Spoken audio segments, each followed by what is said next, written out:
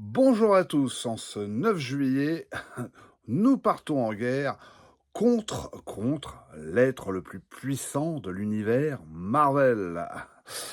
On attaque donc ce bel ouvrage avec cette couverture magnifique, Les Guerres secrètes 2, édité chez Panini Comics, de chez Marvel Comics. 264 pages, excusez-moi, et 32 euros. 32 euros l'ouvrage. C'est dingue ce qu'on peut faire avec si peu de pages. Bon, si la couverture de John Byrne est magnifique, le reste l'est beaucoup moins.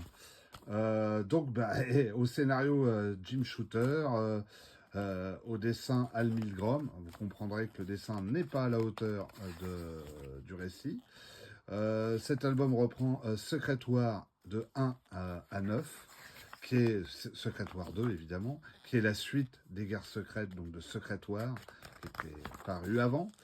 Euh, pour me faire un peu l'avocat du diable, c'est quand même très courageux de ne pas faire un remake des Guerres secrètes.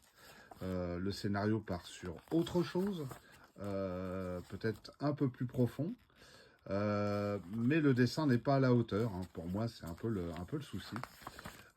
Sinon, qu'est-ce que ça raconte? Le Beyonder, un être ultra puissant qui est l'équivalent de Dieu, hein, qu'on a découvert dans les guerres secrètes, débarque sur Terre et ça pose énormément de problèmes, avec un tas de questionnements, un tas de préjugés aussi que les super-héros vont avoir.